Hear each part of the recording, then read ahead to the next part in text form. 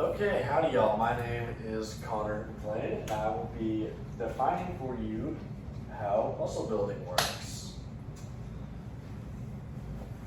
So I'm going to start us off with, we have essentially two types of muscle. There's a third called cardiac muscle, but that is pretty much only existing in your heart and doesn't really have any impact on what I'm going to be talking about today. So we have smooth muscle and skeletal muscle.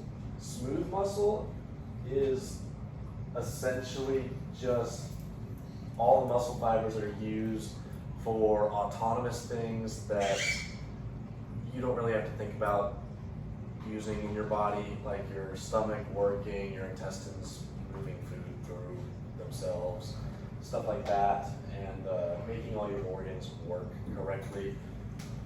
That'll be used by a smooth muscle. That's not the big focus here today. I'm going to be talking mostly about skeletal muscle, and this is from the National Library of Medicine, Brant Halpin, who is a professor at Alabama College of Osteopathic Medicine.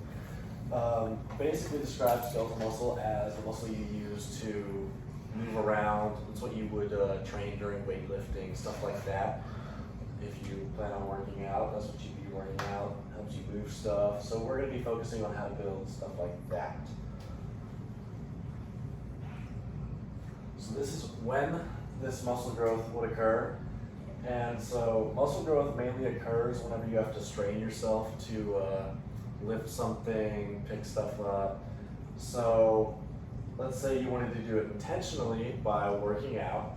You go to the gym and put yourself through a workout, and you'll start to feel sore. That soreness is the muscle fibers in the different skeletal muscles you have across your body breaking down, tearing a little bit.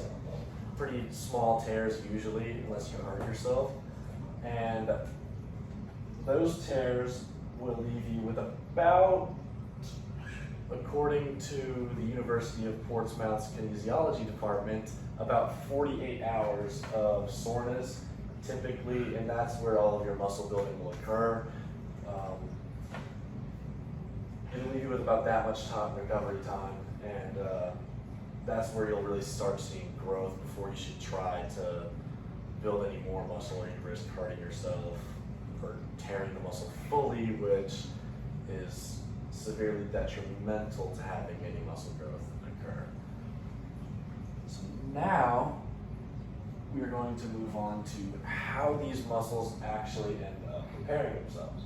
So, from the University of Notre Dame, James Smith, a researcher there, has it put where essentially those small tears you get in your muscles from lifting, moving stuff, just those small tears that make you sore, soreness you feel, you'll have these cells around those muscle fibers essentially carry protein and new muscle fibers to that spot, and the intention is with those new fibers, your muscle thinks that it is repairing itself to where it won't tear under that same stress you just put it under.